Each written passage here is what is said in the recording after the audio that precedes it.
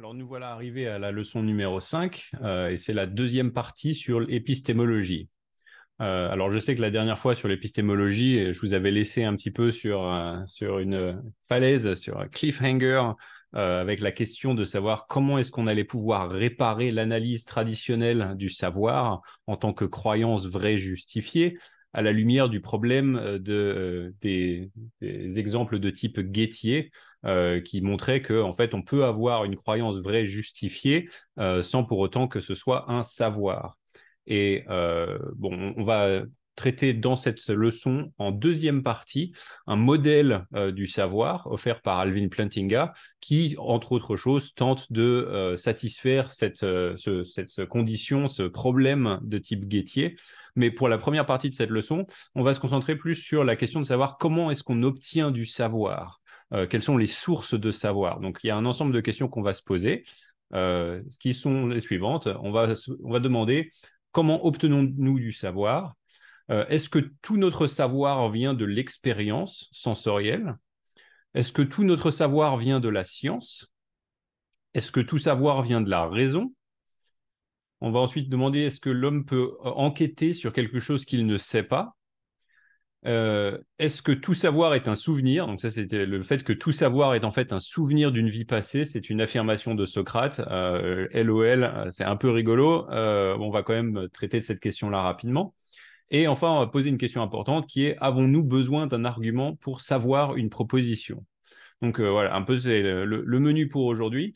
Et on va commencer avec cette question de savoir quelles sont les sources du savoir. C'est pas super simple de définir exactement toutes les sources de notre savoir. Et c'est la raison pour laquelle on va poser ensuite toutes ces questions de savoir si tout notre savoir vient d'un domaine particulier ou d'une expérience particulière. Mais Socrate nous met au moins sur la bonne voie et commence à recenser quelques sources de notre savoir. Et on trouve ce dialogue-là où il dit comment déciderons-nous quelles affirmations sont vraies? Je ne sais pas. Pensez-y de cette façon. Si les choses doivent être jugées correctement, quels critères devrions-nous utiliser à juste titre pour les juger? Expérience, raison et enquête. Pourrions-nous appliquer des critères meilleurs que ceux-ci? Aucun. Donc il nous dit, a priori, on se baserait sur l'expérience, la raison et l'enquête pour savoir, pour avoir des sources de savoir. Bon, c'est pas forcément une liste qui se veut exhaustive, mais ça nous met sur la bonne voie. On va regarder un peu ces sources de savoir-là. Alors, la première thèse, alors en philosophie, on a souvent des termes qui finissent en isme. Il s'agit de décrire des thèses ou des modèles de la réalité ou des positions dans un débat controversé. Pareil, en épistémologie, on va voir quelques ismes. Et le premier qu'on va voir, c'est l'empirisme. L'empirisme, dans le contexte de l'épistémologie, c'est une thèse qui dit que toute connaissance vient de l'expérience. Donc tout ce qu'on sait vient d'une expérience, peut-être une expérience sensorielle. Alors des empiricistes célèbres, John Locke, George Berkeley et David Hume sont souvent décrits comme étant empiristes. Pour évaluer cette thèse, on peut se demander, est-ce qu'il y a des exemples de connaissances que nous obtenons de l'expérience sensorielle? Oui, clairement, il y a plein de choses qu'on sait du fait de notre expérience sensorielle. Je sais qu'il y a un ordinateur juste devant moi parce que je le vois. Je sais que le soleil s'est levé parce que je le vois. Je peux goûter, je peux voir, je peux entendre. Tous mes sens me donnent de l'information. Et cette information, dans les bonnes conditions, c'est effectivement du savoir. Alors, c'est pas pour dire que l'expérience sensorielle est infaillible. On peut avoir des perceptions qui sont fausses, qui ne sont pas véridiques de la réalité, mais l'empiriste dit il nous faut une expérience ou même une expérience sensorielle pour savoir des choses. En revanche, on peut tout à fait penser à des contre-exemples. Des contre-exemples de l'empirisme, ce seraient des choses qu'on sait, mais qu'on sait d'une manière qui n'implique pas une expérience sensorielle. Donc, est-ce qu'il y a des exemples de ça? Il y a des choses qu'on peut lister, par exemple, la logique. On a vu notre deuxième leçon dans cette formation, c'était sur la logique. On a vu les lois de la logique, par exemple. Et ce sont des choses que l'on sait, les lois de la logique. Je sais que deux propositions qui se contredisent ne peuvent pas être vraies en même temps et dans le même sens. C'est là ce qu'on a vu, la loi de la non-contradiction. Je sais que cette loi est vraie. Mais est-ce que c'est quelque chose que j'ai détecté avec une expérience ou avec une expérience sensorielle? Clairement pas. C'est quelque chose qui est évident, qui se présente à moi et que je sais être vrai, mais c'est pas par une source d'expérience sensorielle que je l'ai obtenu ce savoir. De la même manière, les affirmations des mathématiques, par exemple, le savoir que 1 plus 1 égale 2, c'est quelque chose que je sais.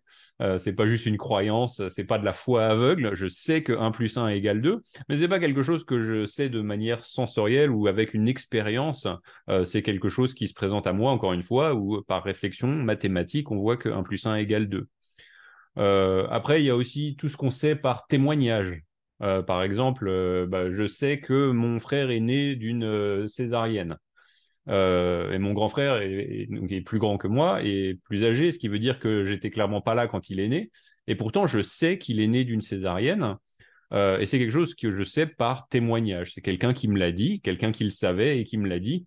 Alors, oui, les oreilles ou les yeux sont impliqués dans la chaîne de transmission du savoir, puisque le témoignage m'a été dit et je l'ai entendu par mon oreille, mais c'est pas vraiment mon expérience qui m'a donné le savoir que mon frère était né d'une césarienne, c'est plus la source du témoignage qui m'a été donné. C'est pas une expérience que j'ai menée qui mène directement à un savoir sur la question. Et enfin, on peut se poser la question de savoir si l'expérience sensorielle est fiable. Comme je l'ai dit, ça ne sous-entend pas que ce soit infaillible, mais simplement la croyance que notre expérience sensorielle est fiable, c'est une connaissance qui ne peut évidemment pas être donnée par l'expérience sensorielle, puisque ce serait un cercle. On ne peut pas demander à notre expérience sensorielle de confirmer que l'expérience sensorielle peut être, on peut s'y fier. Ce serait un peu comme demander à un menteur s'il nous ment. Il va nous dire non, mais c'est pas une façon de savoir si c'est fiable ce qu'il nous dit. Donc de la même manière, notre savoir que l'expérience sensorielle est fiable ne vient pas d'une expérience sensorielle. Donc pour tous ces contre-exemples, on peut affirmer raisonnablement que non, toute notre connaissance ne vient pas de l'expérience sensorielle. Alors après, on peut aussi moduler un petit peu empirisme. C'est peut-être pas forcément l'affirmation que toute notre connaissance vient de l'expérience sensorielle. Il pourrait dire, bon, surtout, ça vient surtout de l'expérience sensorielle. Et là, je me soulignais donc l'importance de clarifier les affirmations de vérité. Les ismes, les termes en isme en philosophie sont des raccourcis pratiques, mais ils peuvent toujours ne pas clarifier de quoi nous parlons. Des fois, c'est un petit peu flou, les termes sont utilisés de manière différente, donc le mieux c'est de se renseigner qu'est-ce qu'on veut dire par là, et ensuite voir si on a de bonnes raisons de le croire ou de le rejeter. Donc voilà pour l'empirisme. Maintenant, on va se tourner vers un autre isme qui est le scientisme, est une affirmation que tout le savoir vient de la science. Ça peut se trouver dans les affirmations de Bertrand Russell, de Sigmund Freud et de Peter Atkins. Et là, encore une fois, on pense facilement à des exemples de connaissances qui proviennent de la science, hein, tout ce qui est pas tout notre savoir pour la médecine, par exemple, notre savoir sur la physique, les lois de la physique, l'astronomie, la situation, la localisation des planètes, des étoiles. Toutes ces choses-là sont des choses que l'on sait et qui viennent de la science. Mais encore une fois, si on prend le scientisme comme étant une thèse qui restreint tout notre savoir à la science, alors c'est démontrablement faux, puisque il y a énormément de choses qu'on sait, mais qui ne viennent pas de la science. Tout ce que je viens de lister, les lois de la logique ne viennent pas de la science. C'est quelque chose qui est présupposé par la science, et pourtant on sait leur vérité. Encore une fois, la fiabilité des sens, la fiabilité de notre expérience sensorielle, c'est pas quelque chose que la science vérifie, c'est quelque chose qui est présupposé. Aussi notre connaissance du monde extérieur, le fait qu'il y a réellement un monde extérieur, c'est quelque chose qu'on sait par notre expérience sensorielle, mais c'est pas quelque chose que la science nous prouve. On peut aussi ajouter des croyances éthiques, par exemple, l'affirmation que il est mal de torturer un enfant pour le plaisir. C'est une affirmation éthique, morale, c'est pas quelque chose qui vient de la science. Et pourtant, j'affirmerai, et on le verra plus tard quand on parlera d'éthique dans cette formation philosophie, que l'éthique nous est effectivement une source de savoir. Donc tous ces contre-exemples font qu'on peut tout à fait rejeter le scientisme, et d'autant plus que l'affirmation du scientisme elle-même, qui est de dire tout savoir vient de la science, ça n'est pas en soi quelque chose qui viendrait de la science. Donc si c'est vrai, on ne pourrait pas le savoir. Donc c'est quelque chose qui est un peu auto-réfutant comme affirmation. Donc pour toutes ces raisons-là, c'est pas très pris au sérieux. Le scientisme, ça devrait être rejeté. C'est pas vrai que toutes nos connaissances viennent de la science. Alors juste quelques illustrations de personnes qui ont affirmé des choses qui s'apparentent au scientisme. Bertrand Russell qui disait quelle que soit la connaissance qui peut être atteinte, elle doit l'être par des méthodes scientifiques. Et ce que la science ne peut pas découvrir, l'humanité ne peut pas le savoir. Donc voilà, on voit là, sans controverse, il affirme clairement le scientisme, et c'est quelque chose qui doit être rejeté quand on considère tous les contre-exemples. Sigmund Freud, je le disais, aussi affirme, il dit non, notre science n'est pas une illusion, contrairement à la religion. Il disait la religion c'est une illusion. Il disait non, notre science n'est pas une illusion, mais il serait illusoire de supposer que ce que la science ne peut pas nous donner, nous pouvons trouver ailleurs. Donc encore une fois, dit qu'on ne trouve que la connaissance dans la science. Prochain isme à traiter, c'est le rationalisme. Est-ce que toute connaissance vient de la raison? Alors, il y a des exemples de choses que nous connaissons par la raison. Hein. On peut raisonner, encore une fois, les lois de la loi de la non-contradiction, par exemple, c'est quelque chose qu'on voit bien en raisonnant, on réfléchit, on voit que la loi de la non-contradiction est vraie. Et puis, il y a toutes sortes de raisonnements mathématiques, scientifiques qu'on peut faire et qui nous donnent des connaissances en appliquant notre raison. Est-ce qu'on peut penser à des contre-exemples? Alors, j'ai envie de dire oui et non, parce qu'en fait, là, encore une fois, on va voir encore plus qu'avant l'importance de préciser qu'est-ce qu'on veut dire par là. Le rationalisme, est-ce que c'est vraiment un point de vue bien défini? Pas vraiment. Il y a tellement de philosophes qui nous sont présentés comme rationalistes. Euh, En fait, il suffit, pour être classifié rationaliste, il suffit de dire quelque chose de sympathique envers la raison et d'un seul coup, tout le monde va dire « Ah ben là, vous êtes un rationaliste ». On trouve des gens dans la littérature, Platon est appelé rationaliste, Aristote, Descartes, Spinoza, Leibniz, Kant, mais je ne suis pas convaincu que leur philosophie et leur vue du savoir soient vraiment identiques. Et donc, le terme rationaliste est pas super utile à mon sens. C'est un peu trop flou pour qu'on puisse vraiment l'évaluer en disant ah, est-ce que ça c'est une thèse claire? Est-ce qu'on a des exemples et des contre-exemples pour le rejeter? Donc voilà, simplement nous savoir qu'en fonction de comment on va aussi définir la raison, on va peut-être trouver des contre-exemples ou pas. Voilà, je vous invite à réfléchir à ce que vous voulez dire par rationalisme ou par la raison, voir s'il y a d'autres choses qui peuvent être sues en dehors de la raison. Après, mon conseil de manière générale, c'est de dire que toutes ces tentatives de dire que toute notre connaissance vient d'un certain domaine, elles sont un peu vouées à l'échec parce qu'il y a énormément de choses qu'on peut savoir et qui se présentent au moins a priori comme des contre-exemples de ces thèses universelles. Alors ensuite, on va poser cette question qui est posée par Socrate, qui est est-ce que l'homme peut enquêter sur quelque chose qu'il ne sait pas déjà? En fait, il pose un dilemme, Socrate, en disant si je sais déjà quelque chose, alors ça sert à rien que je réfléchisse à cette chose, puisque j'ai déjà ma connaissance. Mais il dit j'ai un problème parce que les choses que je ne sais pas, je peux pas les deviner. Si je ne sais pas, comment est-ce que je vais réfléchir pour le savoir? Soit on sait, soit on ne sait pas. Donc il dit, s'il sait, pas besoin de se renseigner, et s'il ne sait pas, comment peut-il se renseigner?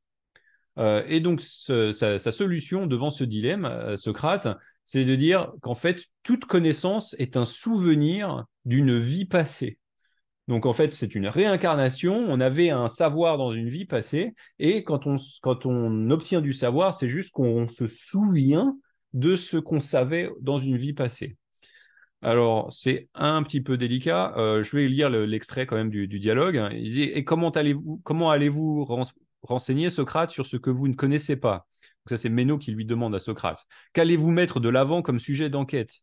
Et si vous trouvez ce que vous voulez, Comment saurez-vous jamais que c'est la chose que vous ne saviez pas? Socrate répond, je sais, Méno, ce que tu veux dire, mais vois quel conflit fastidieux tu introduis. Vous soutenez qu'un homme ne peut s'enquérir ni de ce qu'il sait, ni de ce qu'il ne sait pas. Car s'il le sait, il n'a pas besoin de se renseigner, et sinon, il ne peut pas, car il ne connaît pas le sujet même sur lequel il doit s'enquérir. Méno répond, eh bien, Socrate, et l'argument n'est-il pas valable? Socrate répond, je ne sais pas. Méno, pourquoi pas? Socrate apporte finalement sa théorie du souvenir en discussion avec un garçon sur la géométrie. Donc, dans le discours, il discute avec un garçon sur la géométrie et il lui dit c'est en se souvenant d'une vie passée qu'on obtient de la connaissance. Alors, je suis sceptique, évidemment, et une façon de sortir de ce dilemme, c'est simplement de dire que, bon, on peut obtenir de la connaissance à partir d'autres sources en dehors de notre cerveau. Hein. On peut voir une question, dire « je n'ai pas la réponse » et aller la chercher en faisant une enquête dans le monde réel ou en demandant à des personnes qui savent. Et puis même si on reste dans notre cerveau, on peut aussi obtenir de la connaissance qu'on n'avait pas auparavant en combinant des choses qu'on savait. C'est justement ce que fait un argument déductif, on avait vu, c'était de mettre différentes prémices ensemble et de tirer une conclusion qui s'ensuit. Si on fait ça dans notre tête, on peut mener à une connaissance en partant de prémices qu'on savait, mais c'est juste qu'on n'avait pas vu que quand on les met ensemble, elles se combinent pour nous donner une conclusion supplémentaire. Donc voilà, c'est toutes sortes d'issues pour sortir de ce dilemme de Socrate et nier que tout notre savoir est en fait un souvenir d'une vie passée. Encore une fois, je suis sceptique. Alors, dernière question qu'on voulait poser sur cette série sur la source du savoir, c'est une question importante qui a été posée de manière centrale par Alvin Plantinga, qui demandait est-ce qu'on a besoin d'un argument pour savoir une proposition? C'est-à-dire que quand on a une proposition, savoir si elle est vraie ou fausse, est-ce qu'on a besoin forcément d'un argument en faveur de cette proposition? Et Plantinga dit non. Il y a plein de choses qu'on sait, mais qu'on sait sans argument. Un argument peut nous permettre de savoir la conclusion, mais il y a beaucoup de choses pour lesquelles on n'a pas besoin d'un argument de cette manière. Des exemples, encore une fois, ça va se recouper un peu avec certains des contre-exemples qu'on a trouvés sur les thèses précédentes. La logique, par exemple, c'est un excellent exemple de choses qu'on sait, mais sans avoir un argument en faveur de ces thèses-là. Donc là, par exemple, si on prend la loi de la non-contradiction, que j'ai utilisée plusieurs fois, on sait que la loi de la non-contradiction est vraie, mais ce n'est pas quelque chose qu'on sait comme étant la conclusion d'un argument, puisque tout argument qui chercherait à établir la vérité de la loi de la non-contradiction présupposerait les lois de la logique. Un argument présuppose la logique, puisqu'il cherche à obéir aux lois de la logique dans la conclusion qu'il nous mène à tirer.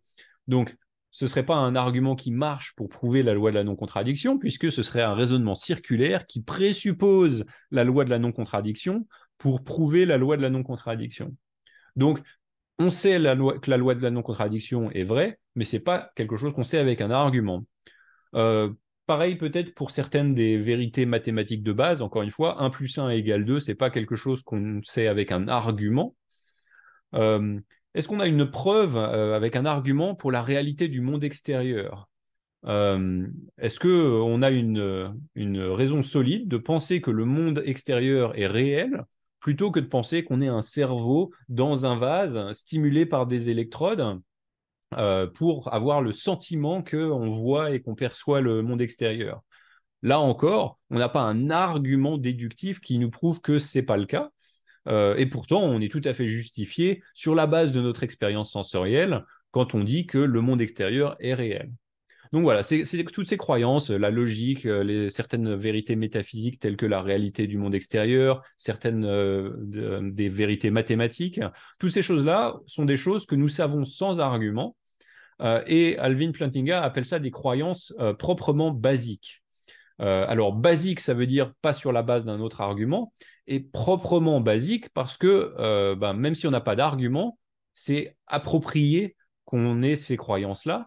C'est-à-dire que ce sont réellement des choses que l'on sait. Alors, il y a d'autres choses que l'on pourrait croire sans argument, mais qui ne seraient pas rationnelles. Par exemple, si je crois qu'il y a un nombre impair d'étoiles dans l'univers, et que je le crois sans argument, c'est pas rationnel, ça. Parce que savoir s'il y a un nombre pair ou impair d'étoiles dans l'univers, c'est quelque chose qui devrait se voir par l'observation. En l'occurrence, personne ne le sait ici, hein, puisqu'on n'arrive pas, on ne sait pas observer toutes les étoiles qu'il y a dans l'univers, donc on ne peut pas les compter pour savoir si c'est un nombre pair ou impair. Mais c'est le type de connaissance qui requierrait un argument, et on n'en a pas. Donc ce ne serait pas une croyance proprement basique, si ce serait juste une croyance basique. Mais Alvin Plantinga nous dit, non, il y a plein de choses qui sont proprement basiques. C'est-à-dire qu'on les croit, on les sait, sans forcément avoir un argument. Donc voilà, une question importante. Est-ce qu'on a besoin d'un argument pour savoir une proposition? La réponse est probablement non.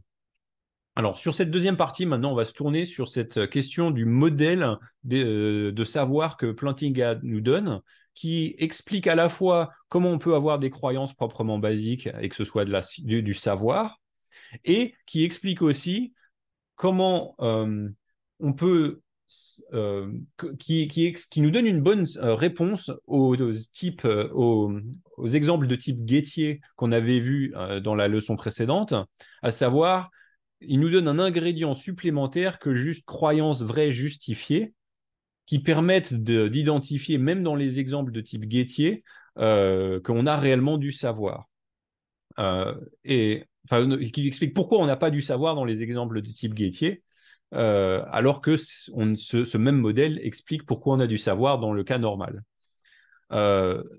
Donc, pour approcher le modèle offert par Plantinga, ce que je fais, c'est que je commence souvent, et je le fais ça dans la classe avec les élèves, je prends la fameuse Magic 8 Ball. Alors, c'est un truc assez connu aux États-Unis. Je ne sais pas si c'est vraiment connu en France ou peut-être par les films américains, mais c'est une boule de billard. Quand on la secoue, elle nous donne un message qui nous dit vrai ou faux. Alors, c'est pas sûr ou demandez encore ou oui, absolument, ça va se passer. Et c'est soi-disant pour prédire l'avenir ou pour trouver la vérité absolue.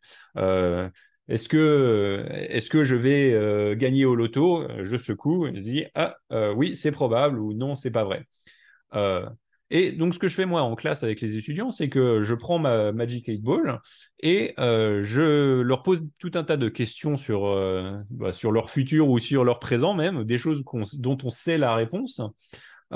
Et je secoue la boule et je marque la réponse. Et après, je leur demande de me donner vraiment la bonne réponse. Et on compare avec la Magic 8 Ball quel est le taux d'erreur qui a été obtenu. Et on en conclut en général que la Magic 8 Ball n'est pas une source fiable de savoir. Euh, et on y reviendra dans une seconde pour voir pourquoi est-ce que c'est pas fiable. Mais en fait, on va voir une objection qui est un peu la base du travail de Alvin Plantinga. Il part sur une objection qui est offerte par Freud et par Marx sur la religion. Et Marx disait la religion est l'opium du peuple. Il disait qu'en fait, la religion, ça nous distrait, ça nous drogue, en fait, ça nous intoxique, et ça a donc cet effet positif de dire que ça va atténuer notre douleur, ça nous distrait, ça nous égaye, ça nous fait du bien. Et en fait, c'est pas vrai, mais ça nous fait du bien. Et c'est pour ça qu'on s'engage dans la religion, c'est l'opium du peuple. Et c'est une objection qui est un petit peu similaire chez Freud, quand il disait que la religion est le besoin de l'inconscient pour l'accomplissement des souhaits. Où il disait, en fait, on s'imagine une figure de père dans la personne de Dieu, et on a besoin de cette figure-là, donc on se le symbolise, ça nous donne un accomplissement de nos souhaits, mais c'est pas vraiment vrai, c'est juste quelque chose qui nous fait du bien, encore une fois. Et donc l'affirmation, la personne religieuse croit en la religion, non pas parce que c'est vrai, mais parce qu'elle lui fait du bien. Ça, c'était l'objection de Marx et de Freud. Et Plantinga propose alors de dire que Freud et Marx ont raison de se concentrer sur la finalité de notre processus de formation des croyances. Il dit c'est la cible qui compte. Et quand Freud et Marx disaient que pour la religion, en fait, on ne vise pas la vérité, mais en fait, notre croyance, elle survient du fait que ça nous fait du bien. Plantinga dit oui, bah, effectivement, c'est la bonne piste. Effectivement, le savoir, ça doit être quelque chose qui se produit quand nos facultés cognitives, donc notre réflexion, nos sens, toutes les facultés qui nous permettent de penser et de postuler des propositions, quand tous ces processus-là fonctionnent correctement et qui visent la vérité. Et donc, il nous offre cet ensemble de conditions nécessaires et suffisantes pour que quelque chose soit un cas de savoir, un cas de connaissance. Et vous voyez bien que ce n'est pas exactement l'analyse traditionnelle qu'on avait vue de croyances vraies justifiées. Il nous donne un peu plus, il nous donne un système où il dit une connaissance, vous en avez une si et seulement si, et il nous donne 3 éléments. Elle est produite par des facultés cognitives qui fonctionnent proprement, selon un plan de conception visant avec succès la vérité, dans un environnement pour lequel elles ont été conçues. Alors, c'est un peu beaucoup c'est un peu beaucoup à attraper. On va les reprendre les unes après les autres. Mais il nous dit ceci. Si vous avez ces 3 conditions-là qui sont satisfaites par une croyance, alors c'est un cas de savoir. Il dit, elle doit être produite par des facultés cognitives qui fonctionnent proprement, selon un plan de conception visant avec succès la vérité, et dans un environnement pour lequel elles ont été conçues. Alors, on va les reprendre une par une. Euh, les fonctionnalités, des facultés qui fonctionnent proprement. La bonne façon de comprendre cette notion de propre fonction, de fonctionner proprement, c'est de voir quand nos facultés, telles que nos yeux, ne fonctionnent pas proprement. Imaginez que vous avez bu trop de bière et que vous commencez à voir trouble. Vous voyez bien que là, entre l'image de gauche et l'image de droite, il y en a une qui vous donne une vraie image de la réalité et l'autre qui vous donne un truc complètement flou, qui est en fait, c'est lorsque vos facultés ne fonctionnent pas proprement. Et donc de la même manière, Plantinga dit que notre cerveau, nos facultés cognitives, nos sens, sont conçus pour fonctionner proprement, et quand ils fonctionnent proprement visant la vérité, eh bien, c'est là qu'on a du savoir. Donc voilà, cette première caractéristique de son modèle, il faut que nos facultés fonctionnent proprement. Et s'il y a quelque chose qui se passe mal, qui est quelque chose qui a un défaut, un bug dans notre système cognitif, eh bien, ça nous fait dévier de la vérité qu'on ciblait, et donc on n'a pas un cas de savoir, en tout cas pas une connaissance. On pourrait avoir quelque chose de faux, mais surtout on n'a pas une connaissance, même si par hasard ça devait être vrai. Donc, il faut que les facultés fonctionnent proprement. Ensuite, il y a cette question de l'environnement approprié. Il nous dit ça ne doit pas juste que nos facultés cognitives fonctionnent proprement. Il doit y avoir pas de problème dans les facultés en elles-mêmes, mais elles doivent aussi opérer dans un environnement pour lequel elles ont été conçues. Alors, comment comprendre cette question d'environnement? Il faut qu'il y ait dans l'environnement où nos facultés s'exercent, il ne faut pas qu'il y ait quelque chose qui nous trique, qui nous tende un piège. Et là, par exemple, je peux prendre cette photo-là et vous demander, est-ce que cette personne porte un t-shirt bleu? Nos facultés cognitives nous donnent l'image d'un homme avec un t-shirt et il s'apparente à la couleur bleue. Mais vous voyez qu'il y a il y a un piège dans l'environnement. Et le piège, c'est qu'il est dans le noir avec un écran bleu qui l'illumine et qu'en fait, tout apparaît bleu. Même sa tête apparaît bleue. Et pourtant, ce n'est pas un schtroumpf. Donc, on a ici dans l'environnement quelque chose qui fait que nos facultés cognitives ne sont pas conçues pour nous donner la vérité dans ce cas-là. On n'arrivera pas à distinguer si réellement le t-shirt est bleu. Peut-être qu'il est bleu, et le fait qu'il apparaît bleu ne nous en dit pas assez parce que cet environnement n'est pas approprié pour nos yeux. Nos yeux n'arrivent pas à distinguer, de savoir si ce t-shirt est bleu. Donc il y a cette notion d'environnement qui doit être appropriée pour nos facultés cognitives. Un exemple pour voir un peu ce bug dans l'environnement que je donne à mes étudiants, c'est de savoir sur l'Oscar du meilleur film. Il y a eu un bug une année, je ne sais plus quelle année c'était, où l'Oscar du meilleur film avait été annoncé par la speakerine sur la scène. Elle avait dit l'Oscar va à La La Land, le film avec Ryan Gosling et Emma Stone. Et puis, quelques secondes plus tard, ou quelques minutes plus tard, en prenant l'enveloppe, ils ont réalisé que c'était une erreur et qu'en fait, le vrai vainqueur, c'était Moonlight. Euh, Ce qui veut dire que l'annonce de la speakerine, qui aurait dû être la source de savoir qui est-ce qui a gagné cet Oscar, a bugué, elle nous a donné une information fausse, et ensuite ça a été corrigé. Mais donc, l'année suivante, quand ils ont annoncé l'Oscar quand ils ont annoncé l'Oscar du meilleur film, et qu'ils ont dit c'est Green Book, c'était ça l'année suivante, c'est le meilleur film, ça a été donné à Green Book.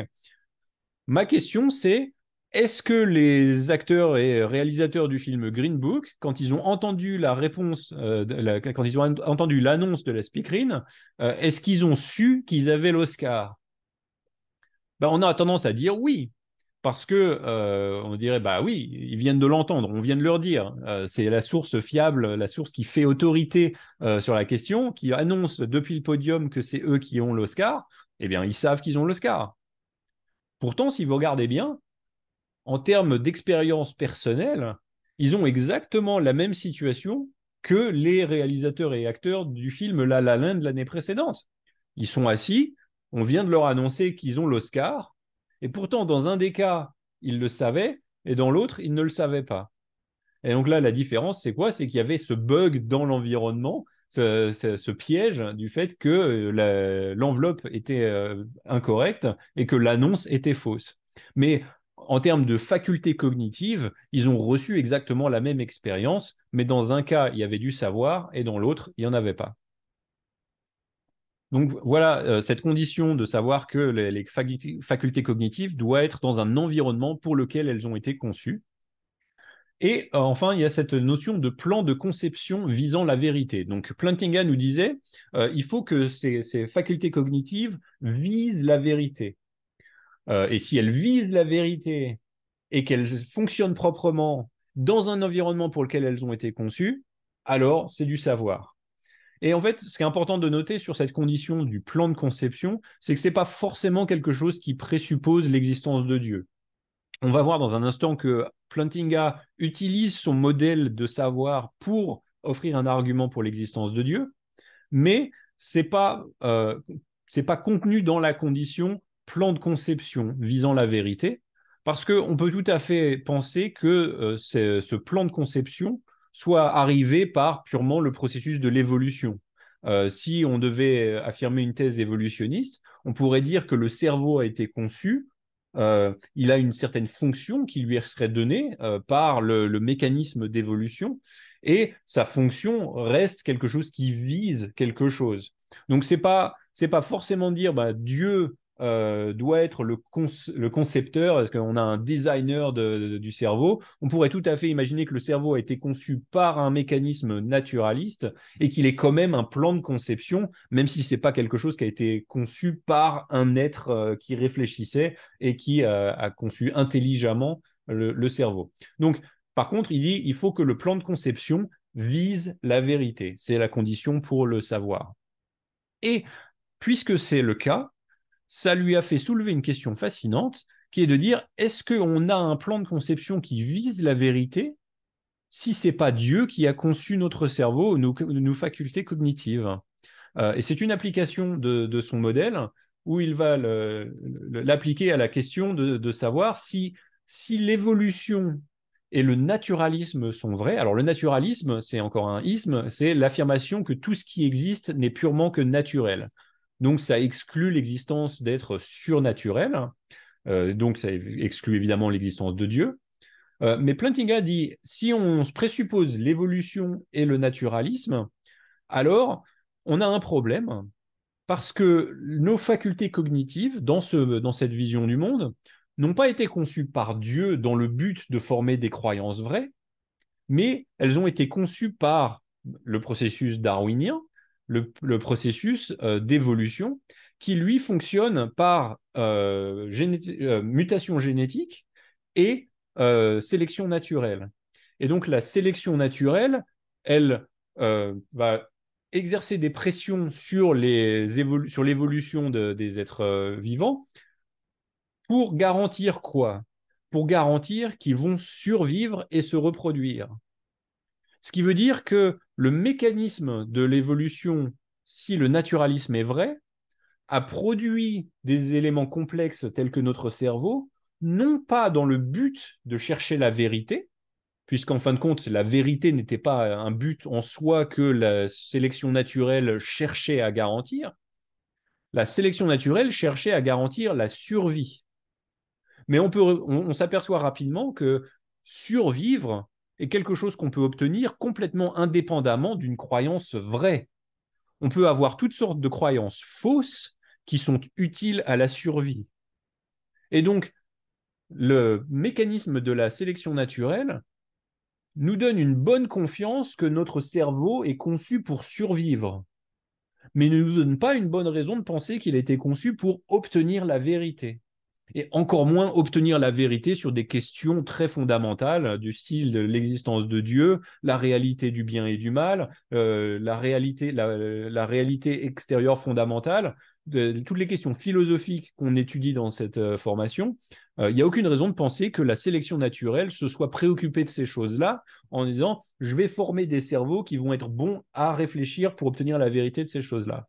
Et donc, Plantinga utilise ceci pour offrir un argument qu'il a appelé l'argument évolutionniste contre le naturalisme, en disant si l'évolution et le naturalisme sont vrais, alors on a une raison de penser que notre cerveau n'est pas fiable pour obtenir la vérité, sur quoi que ce soit.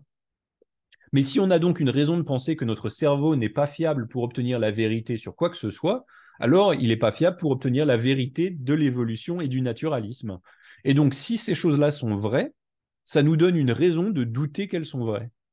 C'est donc un problème d'auto-réfutation pour l'évolutionnisme et le naturalisme. Donc voilà, le modèle de Plantinga, alors je ne vous le présente pas forcément comme étant la vérité, le bon modèle épistémologique, je pense qu'il a clairement des mérites, mais ça vous donne un exemple d'un modèle sur comment fournir des conditions nécessaires et suffisantes pour le savoir, qui satisfont les exemples de cas Guettier. Alors, je vous laisserai réfléchir à comment est-ce que ça s'applique sur les cas Guettier. Je ne vais pas revenir trop en détail sur le cas Guettier qui était un peu complexe, mais simplement, on voit que dans les cas Guettier, il y a un peu ce bug, ce problème, ce piège de l'environnement, parce que nos facultés cognitives n'ont pas été conçues pour nous donner la vérité dans ces cas particuliers.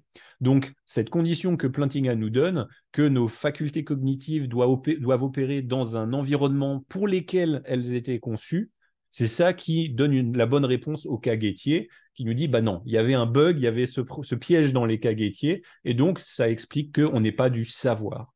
Et donc, ce modèle de Plantinga nous donne une réponse satisfaisante au cas de type Guettier et nous donne aussi un argument contre le naturalisme et l'évolutionnisme en disant que si c'est vrai, on a une raison de le douter. Voilà pour aujourd'hui et voilà, ça conclut notre deuxième leçon sur l'épistémologie.